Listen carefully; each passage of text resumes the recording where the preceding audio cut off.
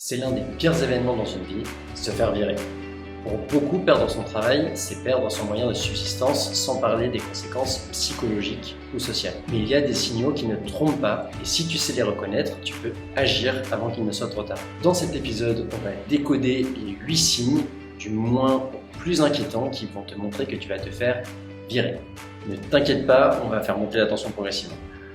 Bien sûr, on va aussi parler des solutions puisqu'on n'est pas là pour pleurnicher, mais pour agir. Je suis Vincent de Travail Heureux, je t'aide à mettre ton job au service de tes rêves. C'est parti. Ok, le premier signe, ton boss qui avant te demander si tu as passé un bon week-end avec un grand sourire devient subitement froid, voire distant, il disparaît complètement, il est invisible. Un peu comme quand tu vas te faire larguer, tu sais. Tu poses la question, ça va ? Ouais, ça va, t'inquiète.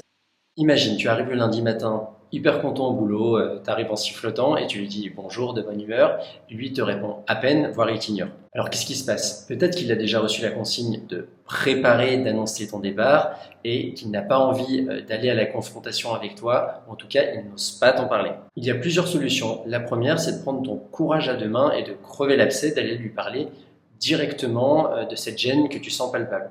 Y a-t-il quelque chose dont on devrait discuter? Parfois, une simple question comme ça permet de briser la glace et de clarifier la situation. S'il reste évasif ou que ça continue malgré le fait qu'il t'ait rassuré, ne panique pas, continue à bien faire ton boulot, demande des points régulièrement et montre que justement tu es impliqué dans ce que tu fais. Ah, attends, avant de continuer, j'ai un cadeau pour toi dans la description et dans le premier commentaire de cette vidéo, le Super Pack Job de rêve. Qu'est-ce que c'est? C'est 10 pages qui te permettent d'obtenir ton augmentation de salaire à coup sûr ou te donnent les clés pour changer de travail rapidement. Ça peut toujours servir et c'est gratuit. On continue. Donc le deuxième signe, c'est de voir tes responsabilités diminuer. Ton agenda ressemble de plus en plus à ça? Si tu constates que tes tâches sont redistribuées à d'autres collègues ou qu'on te confie des missions non stratégiques, ça commence à sentir mauvais. Imagine que tu gères les présentations clients d'habitude et que là ton boss te dit « Ouais non, t'inquiète, cette fois c'est Sophie qui va gérer ». Demande une discussion à ton manager pour clarifier ce qu'il se passe. Tu peux tout simplement lui demander « Je remarque que certaines de mes tâches ont été redistribuées. Est-ce qu'il y a eu un changement au niveau de mes responsabilités duquel je devrais être mis au courant ?» Ne pense pas tout de suite au pire, car parfois c'est vraiment un problème de communication et justement aller en discuter avec ton manager permet de clarifier ce malentendu si c'en est un. Le troisième signe auquel il faut faire attention, c'est si tu n'as plus de retour sur ton travail ou en tout cas ces retours sont flous et ne t'avancent pas à grand chose. Ton manager peut commencer à te faire des retours, des feedbacks du style alors j'aimerais que tu sois un peu plus aligné avec ce que fait l'équipe. Qu'est-ce que ça veut dire? Et d'ailleurs, ton boss pourrait peut-être être en train de documenter tes faiblesses, tes manquements pour s'en servir contre toi ensuite. Il ne s'agit pas d'être parano, mais attention, ça peut vraiment être le cas. Et justement, pour lever les doutes et pour avoir l'esprit tranquille par rapport à ça, n'hésite pas à poser des questions claires et directes. Du style, plus aligné avec l'équipe, qu'entendez-vous par là? Est-ce que vous pouvez préciser votre pensée? Que je comprenne. Prends des notes, c'est hyper positif, ça montre que tu es proactif et impliqué. N'hésite pas à lui proposer des objectifs court terme, voilà, avec un délai bien précis, pour voir s'il y a un avant-après concernant votre discussion. Ensuite, je te recommande vivement d'écrire un mail à ton manager en 3 phases. C'est une structure hyper importante. D'abord, remercie-le d'avoir pris le temps, d'avoir pris la peine de te faire ses retours sur ton travail. Deuxièmement, récapitule les points que vous avez pu évoquer ensemble. Et troisièmement, lis pour chacun de ces points l'objectif que vous êtes fixé ensemble avec le délai. Comme ça permet de garder une trace de ces échanges. Je te conseille d'ailleurs de transférer tous les mails liés à ce sujet sur ta boîte personnelle au cas où justement tu n'aurais plus accès à ta boîte pro et avoir les éléments pour te défendre si tu en avais besoin. Accessoirement, ça montre aussi ta bonne volonté et ton professionnalisme de progresser. Voilà, c'est carré, vous avez discuté, toi tu fais le récapitulatif pour voir que justement vous êtes bien alignés ensemble et on peut avancer. Il se peut aussi que ce soit le silence radio absolu, qu'on ne te fasse plus aucun retour sur ton travail. Alors je vais te parler d'un exemple concret, ça m'est arrivé.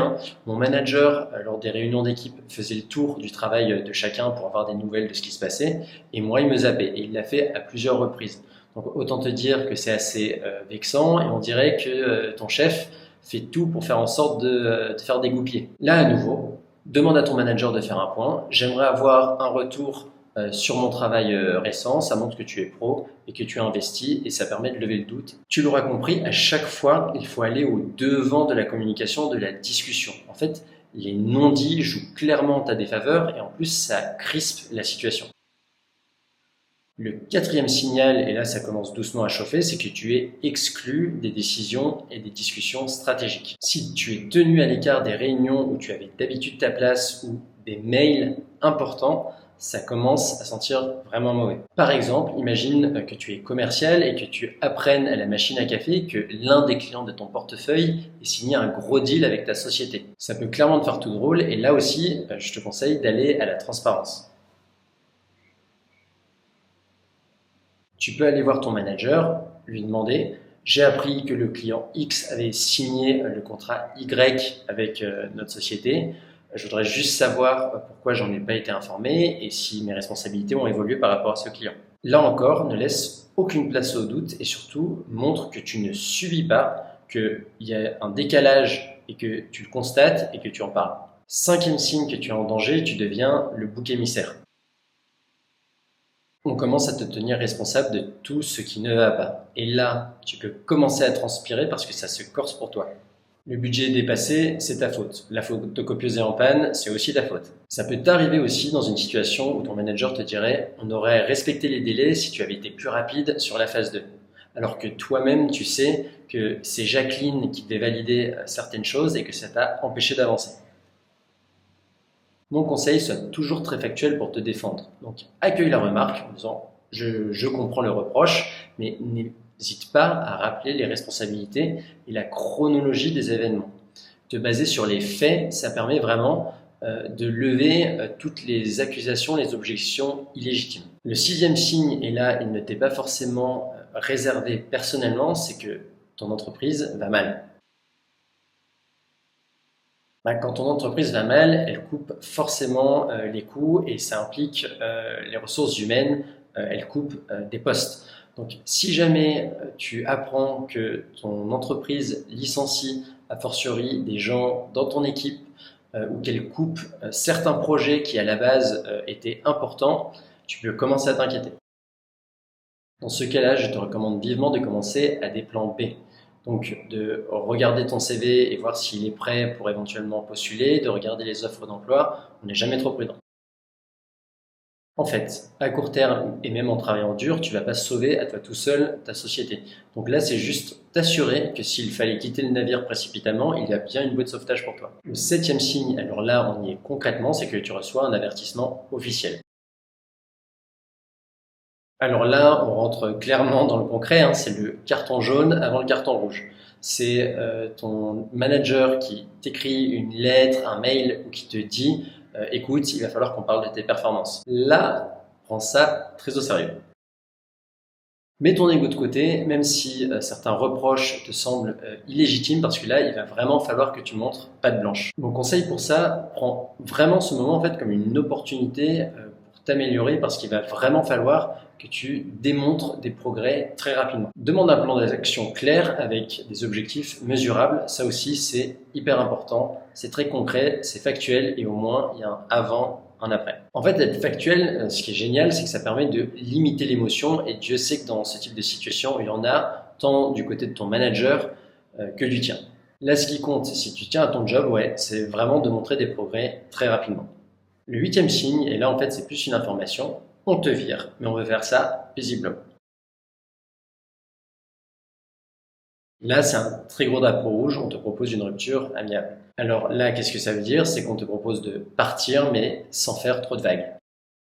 C'est le moment où ton boss te dit « on pourra envisager une séparation dans de bonnes conditions ». Qu'est-ce que ça veut dire? Ça voudrait que tu partes, mais sans faire trop de procédures. Avant de dire quoi que ce soit, prends toujours le temps d'évaluer la situation.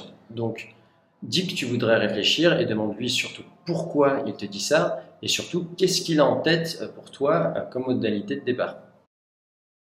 Ça te permettra d'avoir déjà une première base de réflexion et d'arriver avec des arguments. Parle-en autour de toi des personnes légitimes, un avocat, un conseiller RH, en tout cas des personnes qui vont avoir un avis éclairant sur la situation. Ne pense pas forcément à tes proches, ce ne sont pas toujours les bons conseils et je vais même te dire, dans ce type de situation, ils le sont rarement. En tout cas, considère vraiment la proposition de ton manager, je vais te dire pourquoi. C'est que quand bien même tu parviendrais à rester, ça va être très compliqué pour toi, en tout cas au début, que tout se passe bien. Parfois, négocier un départ dans de bonnes conditions vaut bien mieux que rester dans une situation tendue. Et voilà les amis, si vous constatez l'un de ces signes et surtout leur enchaînement, là c'est alerte rouge. Pour conclure, je te donne ma méthode pour reprendre le contrôle. C'est 3 étapes simples: agir, réseauter, progresser. Premièrement, tu peux agir. Améliore ta communication avec ton manager, il y a sûrement beaucoup de non-dits ou d'incompréhension. Deuxièmement, active ton réseau parce qu'il va falloir commencer à penser à des plans B. Va sur LinkedIn, contacte des proches, des anciens collègues, commence à regarder ailleurs s'il n'y a pas des opportunités pour toi. Troisièmement, il faut montrer des progrès rapides. Donc, travaille sur tes compétences, travaille sur ton implication. Et rappelle-toi, même si tu te fais virer, c'est évidemment une fin, mais c'est surtout un nouveau départ pour toi. Négocie au mieux ta sortie pour rebondir sans stress et garde confiance en toi. Te faire virer ne fait pas de toi une mauvaise personne. C'est juste la conclusion logique d'une relation professionnelle qui ne marchait plus. Si tu as aimé cet épisode, fonce me mettre un pouce bleu et un commentaire, notamment si tu as déjà vécu une pareille situation et surtout nous expliquer comment tu as fait pour t'en sortir. Nous on se retrouve dans une prochaine vidéo. Bye bye.